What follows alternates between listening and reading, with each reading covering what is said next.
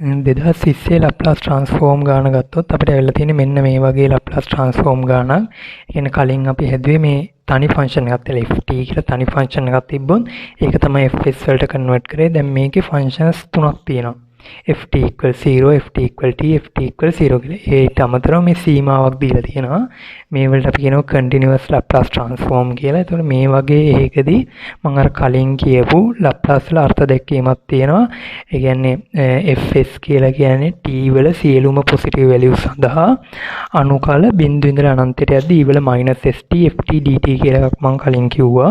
ඒතකොට අන්න ඒක පාවිච්චි කරලා තමයි මෙන්න මේ වගේ continuous laplace වල ලැප්ලාස් ට්‍රාන්ස්ෆෝර්ම් එක හොයන්නේ. එතකොට මම ගත්තොත් මේකේ fs කියලා කියන්නේ අනුකල බිඳුව ඉඳලා අනන්තයට යද්දී e වල -st ft dt. එතකොට මම ගත්තාම පළවෙනි එක විදිහට ගන්න පුළුවන් මට fs සමානයි අපිට සීමාවක් දීලා තියෙනවා t වලට බිඳුව ඉඳලා 1 යනකම්. එහෙනම් මම ලියත හැකි fs සමානයි අනුකල බිඳුව ඉඳලා 1ට යද්දී e වල -st වතාවක් ft විදිහට. එතකොට ඒ සීමාවට අයිති ft එක වෙන්නේ බිඳුව. එතකොට e වල -st වතාවක් බිඳුවයි dt. ඒ වගේ අනිත් හැම එකක්ම ධන ලකුණෙන් එකතු කරගෙන යන්න ඕනේ. ඊට පස්සේ ධන දෙවෙනි සීමාව ගත්තම දෙවෙනි සීමාව තියෙන්නේ 1 ඉඳලා 4ට යනකම්. එහෙනම් දෙවෙනි සීමාව විදිහට මම දාලා දෙනවා 1 ඉඳලා 4ට යනකම් e වල -st වතාවක් ඒකේ ft විදිහට තියෙන්නේ t කියන එක. එතකොට e වල -st එතකොට ft විදිහට එන්න ඕනේ t dt. දැන් තව ෆන්ක්ෂන් එකක් තියෙනවානේ. ඒක එකතු වෙනවා. ඒක තියෙන්නේ 4ට වඩා වැඩි කියලා සීමාව. ඒ කියන්නේ 4 ඉඳලා අනන්තයට තමයි යන්න ඕනේ. එහෙනම් අනුකල 4 ඉඳලා අනන්තයට යද්දී e වල -st වතාවක් ft විදිහට තියෙන බිඳුවයි dt. ඊට පස්සේ මම මේක තවදුරටත් සුළු කරොත් මෙතන මේ බිඳුව තියෙන්නේ මෙතනත් බිඳුව තියෙන්නේ. එතකොට මේකට මේක සුළු වෙනවා. එතන මොකද බිඳුවෙන් ගුණ කරාම ඕනේ බිඳුවක් වෙනවනේ. ඒ නිසා මේ දෙක එන්නේ නැහැ. ඉතුරු වෙන්නේ මෙන්න මේක. මෙන්න මේ වගේ එකක් සුළු කරන්න. දැන් ගුණිතයක් අනුකලනය කරන්න දෙන්නේ. ඒකට කොටස් වශයෙන් අනුකලනය කියන එක පාවිච්චි කරනවා. LL වලදී කරා කොටස් වශයෙන් අනුකලනය. මම ඒකත් පොඩ්ඩක් කිව්වොත් මම එකක් ලියලා දෙනවා. මේ කොටස් වශයෙන් අනුකලනය කියන්නේ මෙන්න මේ වගේ v වතාවක් du යට dx. මේ v du කියලා කියන්නේ මෙන්න මේ වගේ පද දෙකක්. ඒ කියන්නේ e වල st වතාවක් ft. ඒ කියන්නේ මේ වගේ ප්‍රකාශන දෙකක් තියෙන්නේ. මේ v වතාවක් du යට dx. ඒ වගේ ප්‍රකාශන දෙකක් තිබ්බොත් අපි ඒක ලියා ගන්න පුළුවන් u v ඍණ u වත අනුකල u වතාවක් dv යට dx කියලා. හරිද? u v ඍණ අනුකල u වතාවක් dv යට dx කියලා අපිට ලියා ගන්න පුළුවන්. මේකෙදි මේ u සහ du යට dx කියන එක අපිට හොයාගන්න අයිලේට් රූල් කියලා නියම රූල් එකක් අපි පාවිච්චි කරා. ඒකෙදි කියන්නේ මෙන්න මේ අයිලේට් I කියලා කියන්නේ ඉන්වර්ස් පද, L කියලා කියන්නේ ලඝු ගණක පද, A කියලා කියන්නේ විජීය පද, ඇල්ජිබ්‍රික් කියලා කියන්නේ විජීය පද, T කියලා කියන්නේ ත්‍රිකෝණමිතික, E කියලා කියන්නේ ඝාතීය පද. ඒ කියන්නේ E වල x අන්න ඒ වගේ පද තමයි E කියලා කියන්නේ. එතකොට අපි මේ පැත්තට ගත්තොත් මේ පැත්තට එන පද වලට අපි ගන්නවා du යට dx. ඒ කියන්නේ මෙන්න මේ පද දෙක තෝරගන්න එක තමයි මේකෙන් කරන්නේ. මේ පැත්තට නම් එන්නේ du යට dx, මේ පැත්තට නම් එන්නේ v. ඒක එකපාරට තේරෙන්නේ අපි උදාහරණයක් ගත්තොත් මම උදාහරණයකට අරගෙන දෙනවා ex අනුකල x වතාවක් cos x dx කියලා. එතකොට මේ cos x කියලා කියන්නේ ත්‍රිකෝණමිතික පදයක්. ඒ කියන්නේ t කියන එක. මෙන්න මේ t කියන එක තමයි cos x කියලා කියන්නේ. x කියලා කියන්නේ විජීය පදයක්. එහෙනම් විජීය පදයක් කියන්නේ a කියන එක. එහෙනම් අපි දන්නවා මෙහෙට යද්දි v කියලා ගන්න ඕනේ. මෙහෙට යද්දි u කියලා ගන්න ඕනේ. එහෙනම් මෙන්න මේ පදේ ගන්න ඕනේ du යට dx කියලා. ඒ කියන්නේ ත්‍රිකෝණමිතික පදේ ගන්න ඕනේ du යට dx කියලා. x කියන පදේ ගන්න ඕනේ v කියලා. හරිද? දැන් අපිට එන ගණන් වල අපි අනිවාර්යෙන් දන්නවා අපිට e වල -st කියලා එකක් තියෙනවා. ඒ කියන්නේ ඝාතීය පදයක් තියෙනවා. එහෙනම් අනිවාර්යෙන් ඝාතීය පදේ වෙන්න ඕනේ du යට dx. මොකද ඝාතීය පදේ කියන්නේ මේ අයිලේට් කියන රූල් එකේ e නේ අපි ඝාතීය පදයක් කියලා කිව්වේ.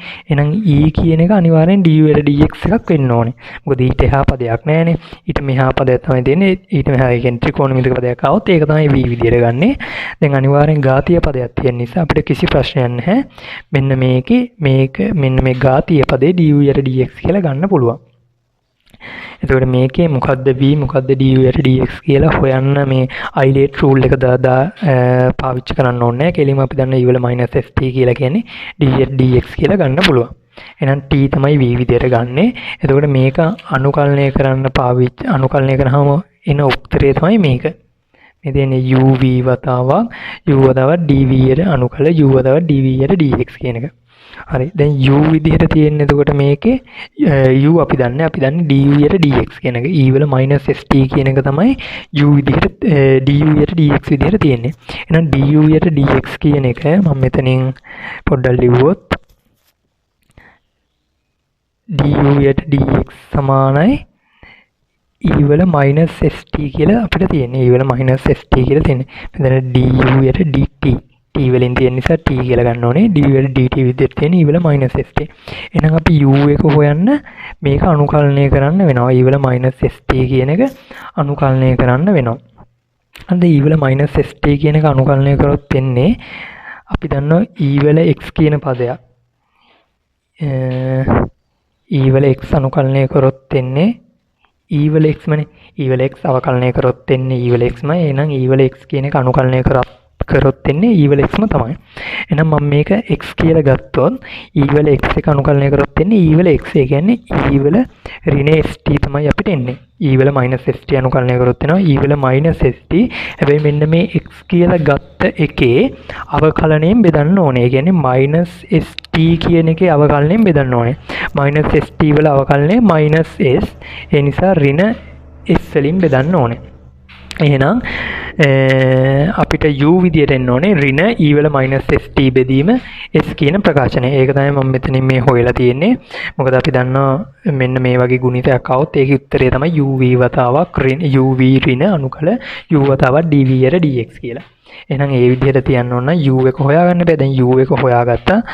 u මං හෙව්වේ මේ විදිහට. මං හිතනවා ඒක පැහැදිලි වෙන්නේ නැති කියලා. u එක හොයාගත්තාම අපිට u විදිහට එන්නේ ඍණ e වල -st බෙදීම s කියලා. e වල -st බෙදීම s කියලා එන්නේ. එහෙනම් ඒක තමයි මම මෙතනට දාලා තියෙන්නේ. දැන් u එක හොයාගත්තා. ඍණ e වල -st බෙදීම s වතාවක් v නේ. දැන් u වතාවක් v විදිහට ගත්තේ t. එහෙනම් t එක එහෙමම තියෙනවා. ඊට පස්සේ ඍණ අනුකල u. දැන් u එක හොයාගෙන තිනවා ඍණ e වල -st බෙදීම s වතාවක් dv යට dt. මෙතන dx අපි t වලින් තියෙන නිසා dv යට dt. ඒ කියන්නේ t කියන එක t වලින් අවකලනය කරන්න ඕනේ. t කියන එක t විෂයෙන් අවකලනය කරොත් එකයි. අපි දන්නවා x එක x විෂයෙන් අවකලනය කරොත් එකයිනේ. ඒ වගේ තමයි t කියන එක t විෂයෙන් අවකලනය කරාම එකයි. එන එකයි dt මම සීමාව දාලා තියෙනවා 1 ඉඳලා 4ට යන්නේ. මේක බිඳුවනේ. බිඳුවෙන් ගුණ කරාම බිඳුව නිසා මේක බිඳුවයි. හරි. ඊට පස්සේ ඊළඟ පියවරේ තියෙනවා මම මේක සුළු කරලා තියෙනවා.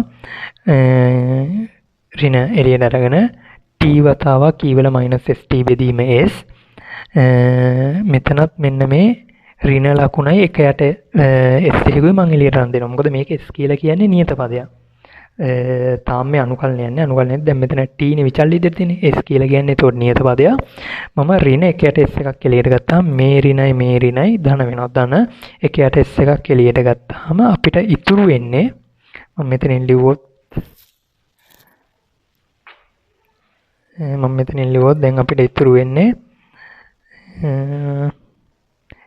ඍණ එක යට s එකක් එළියට ගත්තාම අනුකල e වල -st dt තමයි ඉතුරු වෙන්නේ. e වල -st dt. එහෙනම් මම කලින් අපි u එක හොයාගන්න e වල -st අනුකලනය කරන්නේ. e වල -st අනුකලනය කරාම එන්නේ ඍණ e වල -st බෙදීම s. එහෙනම් මම කෙලින්ම මේක අනුකලනය කරලා ලියලා දෙනවා. එන්නේ අපිට ඍණ e වල -st බෙදීම s. හරිද?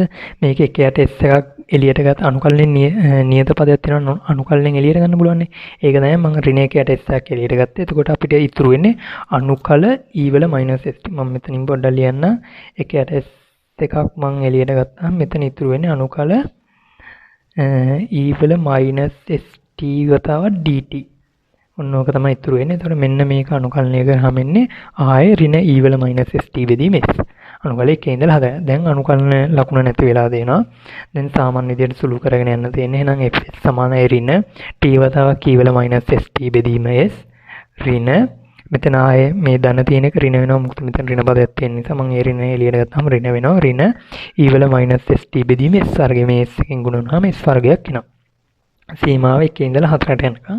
දැන් ඊට පස්සේ තියෙන්නේ සීමාව ආදේශ කරන්න. සීමාව ආදේශ කරද්දී මුලින්ම ඉහළ සීමාව ආදේශ කරලා ඉන්න ඕනේ. ඒ කියන්නේ 4 කියන එක ආදේශ කරලා ඉන්න ඕනේ. මේකෙදි මතක තියෙන 4 ආදේශ කරන්නේ S වලට එහෙම නෙමෙයි. T වලට තමයි ආදේශ කරන්නේ. මොකද T විශේෂයෙන් අනුකලනය කරේ. එහෙනම් T වලට ආදේශ කරන්නේ 4යි E වල -ST බෙදීම S ඍණ E වල ඍණ 4යි S E වල ඍණ 4is බෙදීම s වර්ග.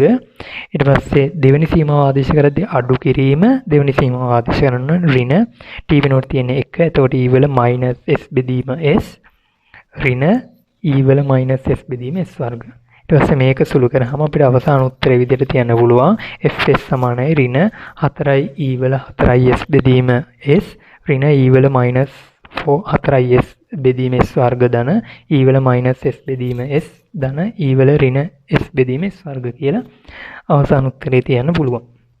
මේකෙදි මේ කොටස් වශයෙන් අනුකලනය පාවිච්චි වෙනවා. ඒකෙදි අපිට v1යි du යට dx එකයි අපේ විදිහට නම් v1යි du යට dt du යට dt එකයි හොයන්න අවශ්‍යතාවයක් නැහැ. මොකද E වල -ft කියන ඝාතීය පදයක් තියෙන අනිවාර්යෙන් ඝාතීය පදේ du යට dx වෙන්නම ඕනේ.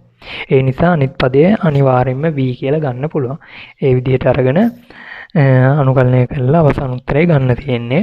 හරි මේකෙම දෙවෙනි ප්‍රශ්නේ ගත්තොත් දෙවෙනි කොටසේ තියෙන්නේ මේකේ කෙලින්ම මම මුලින් කියන්න හොඳ නම් මේකේ වගුවෙන් බලන්න නැහැ කෙලින්ම අනුකලනය කරලා අවසාන උත්තරේ දාන්න තියෙන්නේ. ආයි වගුවෙන් බලන්න දෙයක් නැහැ. දෙවෙනි ප්‍රශ්නේ ගත්තොත් දෙවෙනි එක තියෙනවා දෙවෙනි එකේ ඒ කොටස විදිහට අපිට වෙලා දිනවා E වල AT ඍණ E වල BT කියලා. එතකොට මේකේ FS ගන්න තියෙන්නේ. එහෙනම් අපි දන්නවා FT කියලා කියන්නේ LFS නේ. FS කියලා කියන්නේ LFT නේ. එහෙනම් FS කියලා කියන්නේ L වතාවක් E වල AT. මම කෙලිම එකපාර මේ දෙක කඩලාම ලියලා තියෙනවා. වෙන් කරලා ලියා ගන්න පුළුවන් L වතාවක් E වල AT ඍණ L වතාවක් E වල BT කියලා. එතකොට E වල AT මම ළඟ ඒ අවුරුද්දේ දීපු පේපර් එකේ ටේබල් එක නැහැ. ඒ නිසා මම 2022 ටේබල් එක ගත්තොත් මේක තියෙන්නේ. එතකොට E වල AT හැරෙන්න තිබ්බොත් එකයට S ඍණ A. එතකොට මේක විදිහට එකයට S ඍණ A ඍණ E වල BT නේ දෙන්නේ. එතකොට ඒ විදිහට තියෙන්නේ B එකයට S ඍණ B කියලා අපිට අන්තිම උත්තරේ තියන්න පුළුවන්. හරි. ඊට පස්සේ දෙවෙනි ප්‍රශ්නේ B කොටස ගත්තොත් B කොටස විදිහට අපිට ft කියන ෆන්ක්ෂන් එක දීලා තියෙන්නේ 5යි E වල 2යි t ඍණ 3 කියන සම්පූර්ණකයේ වර්ගය. එහෙනම් මම මුලින්ම මේක සුළු කරන අපි වර්ගජ ප්‍රකාශනය සුළු කරන්න දන්නවනේ. පළවෙනි එකේ වර්ගය මේ දෙකේ ගුණිතය දෙගුණේ දන අන්තිම එකේ වර්ගය. ඒක සුළු කරලා මම ලියාගෙන තියෙනවා. ඊට පස්සේ fs ගන්න මම මේ ටික වෙන වෙනම කඩාගෙන තියෙනවා. fs සමානයි L වතාවක් 25යි E වල 4යි t ඍණ L වතාවක් 30යි E වල 2යි t ධන L වතාවක් 9. ඊට පස්සේ නියත පද එළියට අරගෙන තියෙනවා. ඊට පස්සේ ආයෙ අර වගේ E වල 4යි t આવොත් අපි දන්නවා දැන් එක යට S ඍණ A තමයි E වල AT වල සූත්‍රය වෙන්නේ. E වල AT આવොත් එක යට S ඍණ A. එහෙනම් මෙතන ඒ විදිහට තියෙන්නේ 4. ඒ නිසා 25 කියන නියත පදේ තියෙනවා. 25 බෙදීම S ඍණ 4 30 බෙදීම S ඍණ 2 නියත පදයක් තියෙන්නේ. නියත පදය කියන්නේ K වගේ මේ තියෙන K වගේ නියත පදයක් තියෙන. එහෙනම් K බෙදීම S වෙන්න ඕනේ. සූත්‍රයේ විදිහට K බෙදීම S වෙන්න ඕනේ. එහෙනම් නියත පදයෙන් මම එළියට ගත්ත 9. 9 බෙදීම S තමයි අවසාන උත්තරය. එතකොට අවසාන උත්තරේ විදිහට තියන්න ඕනේ 25 බෙදීම S ඍණ 4 30 බෙදීම S ඍණ 2 ධන 9 බෙදීම S. හරි. ඒ අවුරුද්දේ 3 වෙනි කොටස ගත්තොත් 3 වෙනි ප්‍රශ්නයේ විදිහට අපිට ඇවිල්ලා තියෙන්නේ 3 වෙනි කොටසේ A පළවෙනි ප්‍රශ්නේ විදිහට ඇවිල්ලා තියෙන්නේ 2s ධන 1 බෙදීම s වර්ග ධන 4 කියන එකේ ඉන්වර්ස් ලැප්ලාස් ගන්න. ඒ කියන්නේ t වලට කන්වර්ට් කරන්න දීලා තියෙන්නේ. එහෙනම් අපි දන්නවා fs එකේ L ඉන්වර්ස් එක ගන්න ඕනේ. එහෙනම් ft සමාන වෙනවා L ඉන්වර්ස් මම මේක ලියාගෙන තියෙනවා දෙකේ වර්ගය කියලා s වර්ග ඍණ දෙකේ වර්ගය කියලා. ඊට පස්සේ මේක 2s ධන 1 බෙදීම s වර්ග ඍණ දෙකේ වර්ගය කියලා ලියලා මෙතන මම මේ ලියලා තියෙන්නේ මේ 2s බෙදීම s වර්ග ඍණ දෙකේ වර්ගය කියන එක එක කොටසක් විදිහට අනිත් එක එක බෙදීම s වර්ග ඍණ දෙකේ වර්ගය. මේක පොදු හරය අරගෙන සුළු කරාම 2s ධන 1ම නෙන්නේ. ඒ කියන්නේ මේකමයි එන්නේ. එහෙනම් මේ විදිහට අපිට ලියා ගන්න පුළුවන්. ඊට පස්සේ මේ විදිහට ලියාගෙන මම මේකෙත් මේ නියත පද තියෙනවා නම් එළියට අරන් තියෙනවා. මේකේ නියත පදයක් එළියට ගත්තාම s බෙදීම s වර්ග ඍණ දෙකේ වර්ගය කියලා එකක් තියෙන්නේ. ඒ කියන්නේ නිකන් මෙන්න මේ හැඩේ තියෙන්නේ s බෙදීම s වර්ග ඍණ a වර්ගයේ හැඩේනේ තියෙන්නේ. එහෙනම් මට ඒක ලියන්න පුළුවන් cos කියන එක. ඒ කියන්නේ cos inverse කියන එක නියත පදයක් කියලා ගත්තා 2 කියලා 2යි cos 2යි t. එතකොට ඒ විදිහට තියෙන්නේ මේකේ දෙක නිසා 2යි t කියන මට ලියන්න පුළුවන්. ඊට පස්සේ දෙවෙනි එක ගත්තොත් දෙවෙනි එකේ මම මේක හදාගෙන තියෙන්නේ එක බෙදීම s වර්ග ඍණ 2 වර්ගය කියලා. නිකන් හරියට මේ හැඩේ වගේ a බෙදීම s වර්ග ඍණ a වර්ග තියෙන්නේ. හැබැයි මෙතන තියෙන්නේ a එකක් a එකම තමයි මෙතනත් තියෙන්නේ. මම මෙතන ගත්තොත් මෙතන දෙකක් තියෙන්නේ මෙතන එකක් තියෙන්නේ. එහෙනම් මෙතනත් දෙකක් කරගත්තා නම් වැඩේ හරිනේ. ඒ නිසා මම කරනවා මෙතනට අතින් දෙකක් දාලා a දෙක කැපිලා යන්න එළියට භාගයක් දානවා. එතකොට ප්‍රශ්න නැහැ මේ දැන් මේ දෙකට මේ දෙක සුළු කරාම මේකම එනවා. ඒ නිසා මම මෙතනට අතින් දෙකක් දාගත්තා. දැන් හරිය දැන් ප්‍රශ්නයක් නැහැ. කෙලින්ම මේ හැඩයට ඇදලා තියෙනවා. එහෙනම් භාගයයි sin ඒ කියන්නේ sin inverse 2t කියලා ලියන්න පුළුවන්. එතකොට ft විදිහට එන්නේ 2i cos 2it දන භාගයයි sin 2it. හරි ඒකේ b කොටස ගත්තොත් b කොටස විදිහට අපිට ඇවිල්ලා තියෙන්නේ මෙන්න මේක 3s ධන 7 බෙදීම s වර්ග ඍණ 2s ඍණ 3 කියන එක. එතකොට ඒකේ මුලින්ම බලන්න මේකේ සාධක කැඩෙනවා විවේචකයේ ධන. එතකොට තාත්වික මූල දෙකක් තියෙනවා. එතකොට මම මේ සාධක කරලා තියෙන්නේ 3s ධන 7 බෙදීම s ඍණ 3 s ධන 1 කියලා. ඊට පස්සේ බින්න භාග කඩන්න ඕනේ. 3s ධන 7 s ඍණ 3 s ධන 7 කියන එකේ බින්න භාග කැඩුවම a බෙදීම s ඍණ 3 ධන b බෙදීම s ධන 1. එතකොට අපිට a ට b ට උත්තර දෙකක් එනවා. a සමානයි 4යි b සමානයි ඍණ 1යි කියලා. ඊට පස්සේ ඒක කෙලින්ම අපිට දැන් t වලට ආයි t වලට ආදිශය ft සමාන l inverse a බෙදීම s ඍණ 3 දින a විදිහට ආවේ 4 බෙදීම s ඍණ 3 ඍණ 1 බෙදීම s ධන 1. ඊට පස්සේ මම මේ දෙක කඩලා ලියාගෙන දෙන l inverse 1 බෙදීම s ඍණ 3 මේ 4 පොදු පදයක්. ඒ කියන්නේ නියත පදෙන්නේ දෙන එක එළියට අරන් තියනවා. ඍණ l inverse 1 බෙදීම s ධන 1. දැන් මේ හැඩේ තියෙනවද කියලා බලන්න තියෙන්නේ. 1 බෙදීම s ඍණ a හැඩේ තියෙන්නේ. මේ 1 බෙදීම s ඍණ හැඩේ. ඒ කියන්නේ s ඍණ a හැඩේනේ. එහෙනම් e වල at විදිහට තියන්න පුළුවන්. 4යි e වල 3යි t කියලා තියන්න පුළුවන්. මේකත් තියෙන්නේ 1 යට s ඍණ a හැඩේට ඒ විදිහට තියෙන එක. එතකොට මම ලියද හැකි e වල -t කියලා. එතකොට 2020 අවුරුද්දේ අන්තිම කොටසේ උත්තරේ විදිහට එන්න ඕනේ ft සමාන 4යි e වල 3යි t ඍණ e වල -t කියන එක.